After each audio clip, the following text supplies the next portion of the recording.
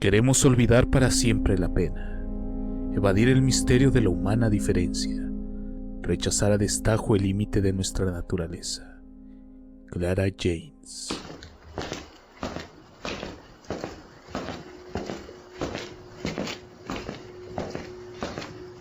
Fenómeno.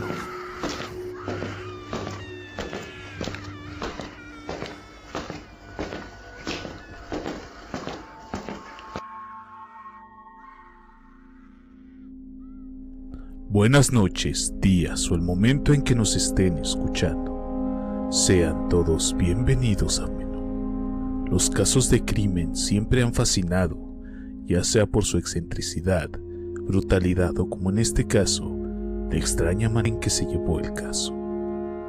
Vamos a retroceder a 1992 y viajaremos a Alcácer, que es un municipio de España, una superficie no mayor a 9.01 kilómetros cuadrados, que un 13 de noviembre cambió todo. 30 años después de que su nombre, hasta entonces desconocido, se transformara en sinónimo de horror, Alcácer sigue siendo un pueblo chico de la provincia española de Valencia. El último censo realizado el año pasado contó poco más de 10.200 habitantes, la mayoría de los cuales se ganan la vida en los empleos municipales, los pequeños comercios, las pocas industrias y el cultivo de los naranjos que crecen en las tierras arcilosas de la región. Hasta fines de 1992, nadie que no tuviera asuntos concretos que resolver en el lugar se daba una vuelta por el pueblo, que tampoco contaba con más atractivos turísticos que una iglesia del siglo XVIII y 2 retablos cerámicos, nada que justificara viajar hasta allí.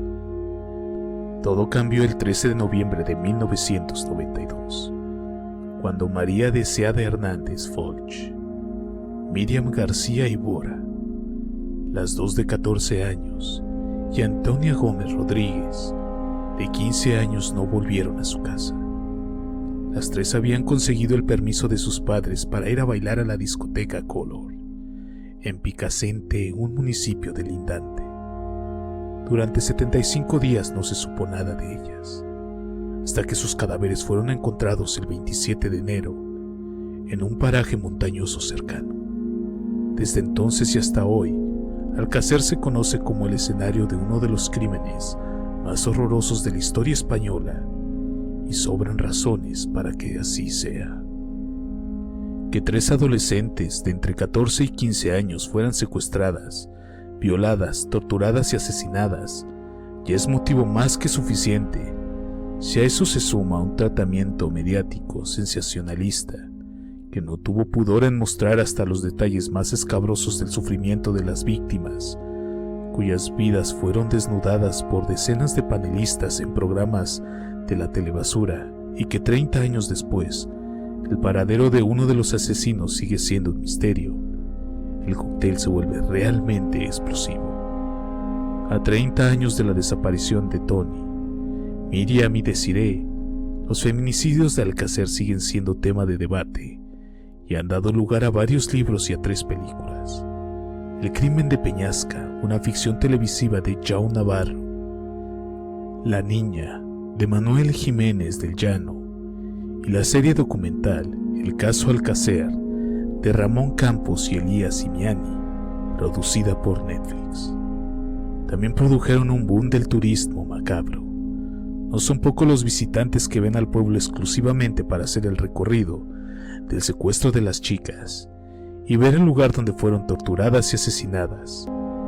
Para eso requieren los servicios de algunos lugareños que no tienen reparo en oficiar sus guías. La tarde del viernes 13 de noviembre de 1992, Desiree, Miriam y Toña visitaron a sus amigas Esther en Alcácer, donde las 4 vivían con sus familias. A las 8 de la noche se despidieron para ir a bailar a la discoteca Color, en el municipio de Picacente. Esther decidió quedarse porque no se sentía bien. Antes de salir, Miriam llamó a la casa para preguntarle a su padre Fernando si las podía llevar, pero el hombre había vuelto con fiebre del trabajo y se había metido a la cama. decidieron ir igualmente. Haciendo dedo a la salida del pueblo, las levantaron Francisco Hervas y su novia Mariluz, quienes las llevaron hasta la estación de servicio Mari Picasente, donde las tres chicas volvieron a hacer dedo hasta que, según los testigos, se había subido a un auto blanco, posiblemente un Opel, en el que viajaban dos hombres jóvenes. Miriam, Desiree y Tony nunca llegaron a la discoteca y tampoco regresaron a sus casas. No se les había vuelto a ver. Esa misma noche los padres de una de las chicas fueron a la discoteca, pero ya habían cerrado. Los empleados que se habían quedado ordenando el lugar no las habían visto, entonces decidieron hacer la denuncia. Se empezó a buscar al día siguiente, pero no encontraron siquiera rastro de ellas. La Guardia Civil y los padres descartaban que se hubieran ido voluntariamente. No tenían problemas en sus casas y habían salido casi sin dinero. La hipótesis más fuerte entre los investigadores era que las chicas habían caído en una red de trata y que quizás se las hubieran sacado clandestinamente de España. Por eso no solo se les buscaba en territorio español, sino también en Portugal, Francia y hasta en la Gran Bretaña. Como sucede siempre en estos casos, las pistas se multiplicaban por llamados de personas que decían haber visto a una de ellas, a dos o a las tres en diferentes lugares, pero ninguna había dado ningún resultado. El 27 de enero de 1993, dos apicultores, hombres de casi 70 años, caminaban por el borde de Barranco de Tous, un paraje montañoso a unos 50 kilómetros de Valencia, para visitar sus colmenas. Al llegar al borde de una fosa cuya existencia no recordaban, hicieron un descubrimiento que los dejó congelados. En el fondo emergía un brazo semienterrado con un reloj de hombre en la muñeca. El aterrador espectáculo los hizo olvidarse del frío y de las colmenas mientras bajaban al pueblo para denunciar el hallazgo a la Guardia Civil. En ningún momento asociaron el brazo que habían visto con el caso de las niñas que llevaban ya 75 días desaparecidas. Encontramos un cadáver, les dijeron a los guardias. Recién horas más tarde, cuando el juez de Alquira, José Miguel Bort, ordenó al equipo forense desenterrar el cuerpo, descubrieron que el cuerpo no era de hombre y que allí no había un solo cadáver sino tres.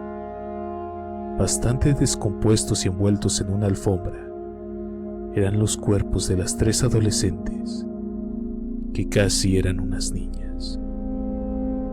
Los cuerpos estaban maniatados y apilados uno encima del otro. Dos de ellos tenían la cabeza separada del resto del cuerpo. A pesar del deterioro de los cadáveres y de su ropa, los forenses no dudaron de que se trataba de las tres chicas del pueblo de Alcácer, quienes, esa misma tarde, mientras los cadáveres de las tres niñas fueron trasladados al Instituto Anatómico Forense de Valencia, el rastrillejo policial en la fosa y los terrenos aledaños dieron su primer resultado. Un guardia civil encontró una receta médica a nombre de Enrique Angle. El nombre de Enrique no les decía nada a los investigadores, pero sí el de su hermano Antonio, de 27 años, que era bien conocido en el pueblo cercano de Catorroja y tenía antecedentes por robo y tráfico de drogas. Cuando la Guardia Civil fue a la casa de la familia Angles, Antonio vio llegar al patrullero y escapó por una ventana. En la casa quedaron Enrique, que descubrieron que era discapacitado mental, su hermana Kelly, el novio de la chica Inausa Martins, la madre de los Angles. Poco después llegaron otros hermanos de Antonio, Mauricio y Ricardo, acompañados por un amigo a quien su guardia identificó como Miguel Ricard, alias el Rubio, de 23 años, poseedor de un frondoso prontuario y socio de Antonio en el delito.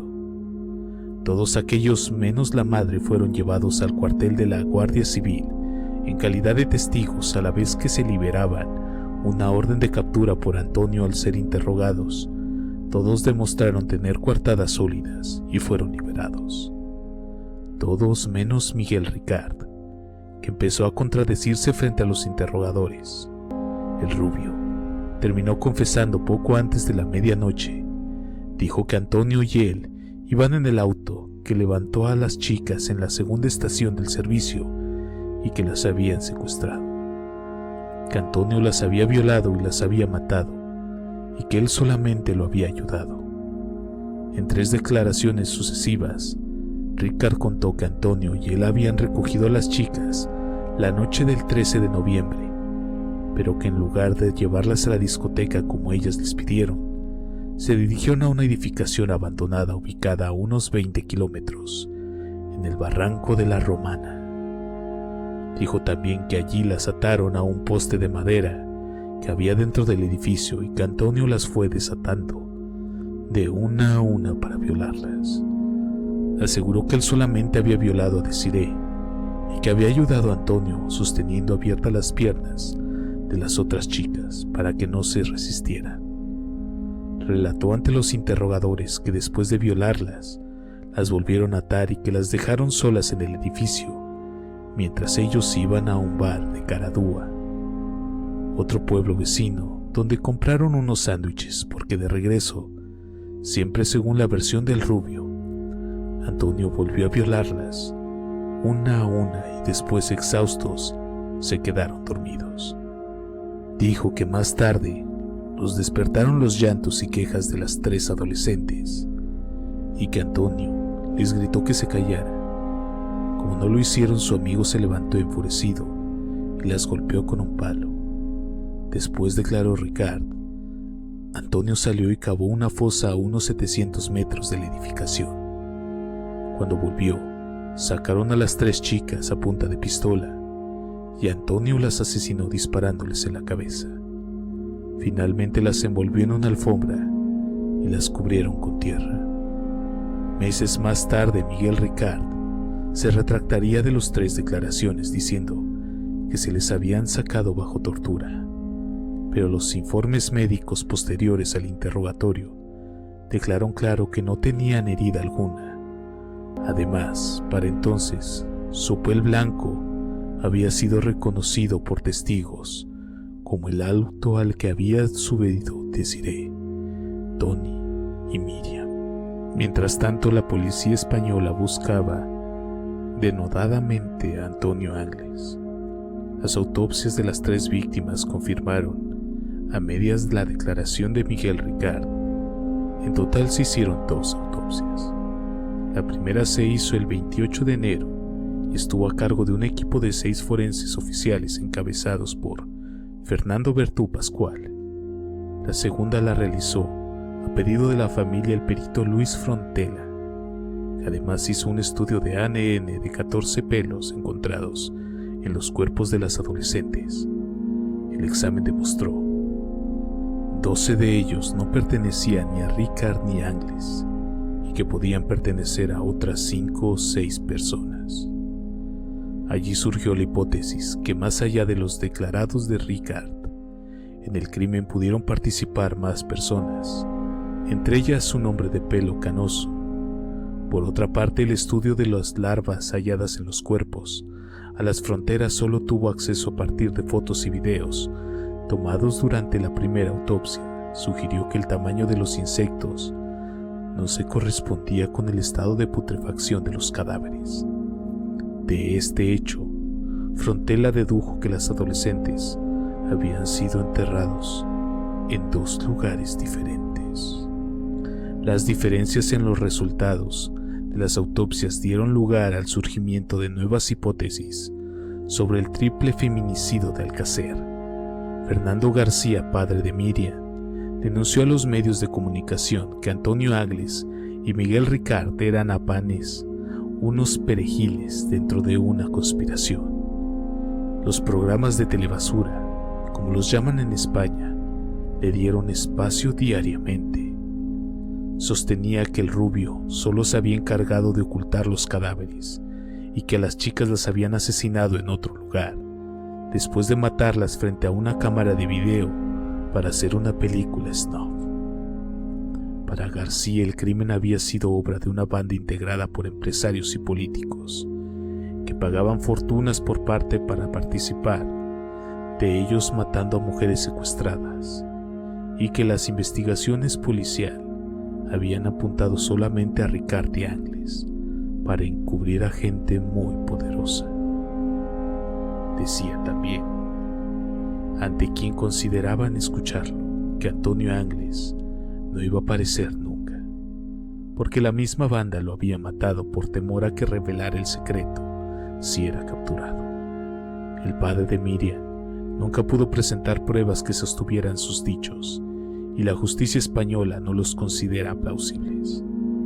El 5 de septiembre de 1997, la Audiencia Provisional de Valencia condenó a Ricard a una pena de 170 años de prisión por 3 delitos de asesinato, 3 delitos de secuestro y 4 delitos continuos de violación. Sin embargo, el rubio estuvo solamente 21 años preso. Fue liberado gracias a un cambio de las leyes penales españolas el 29 de noviembre de 2013. En el fallo que condena a Ricard, la audiencia dictaminó que Antonio Angles había sido el culpable principal del triple crimen, pero su paradero seguía siendo un misterio. El 27 de enero de 1993, después de escapar de su casa por una ventana y huir por los tejados de las viviendas vecinas, Angles fue visto en la estación del norte de Valencia. Los investigadores supieron después que había ido a una peluquería donde se había hecho corte y teñido el cabello para no ser reconocido. Al consultar al médico que había extendido la receta y mostrarle fotografías de los hermanos Angles, el hombre reconoció a Antonio como quien había ido a la consultorio, aunque se había identificado como Enrique, para que le extendieran una orden de un medicamento psicotrópico. En febrero del 1993, Antonio Angles fue rastreado en la localidad de Mingaanilla, en Cuenca, donde escapó por un pelo de la Guardia Civil, y un mes más tarde volvió a eludir por cuestión de minutos a un grupo del Interpol. Los policías lo habían ubicado en la casa de un adicto a las drogas, pero llegó tarde, ya no estaba. Huyó llevándose la documentación y el dinero del hombre. Subió como polizón en el barco City Plymouth, que zarpaba del puerto de Lisboa con destino a Irlanda, pero fue descubierto y encerrado en un camarote. La tripulación no sabía que era uno de los criminales más buscados en Europa. Cerca de las costas irlandesas pudo salir del camarote. Nunca se supo si había recibido ayuda para hacerlo y se arrojó al mar. Al día siguiente encontraron un chaleco salvavidas flotando en el agua. Se creyó que había muerto ahogado, pero Interpol no lo sacó de la lista de los criminales más buscados. En el 2006 encontraron restos de un cuerpo no identificado en la isla de Lambay, situada a la costa norte del condado de Dublín, la capital irlandesa. No ha sido hasta ahora cuando se ha podido reconstruir el cráneo del cadáver digitalmente, y las autoridades irlandesas han pedido ayuda para identificarlo. La reconstrucción digital de la cabeza del muerto dio un gran parecido con el rasgos de Antonio Angles, pero el ADN que se puede extraer de la dentadura no coincide con el prófugo. Aunque no se sabe si está vivo o está muerto, Antonio Angles sigue siendo buscado por la Interpol. Se cree que puede estar viviendo con una identidad falsa en Brasil. Por el momento me despido, sino antes mencionarles que no olviden seguirnos en nuestras redes sociales: Instagram /elfenómeno.fm, Facebook como Fenómeno y en YouTube como Fenómeno.fm. Además, también pueden encontrarnos en TikTok como Fenómeno.fm. Me despido recordándoles que la curiosidad vence al miedo más fácilmente que el valor. James Stephen.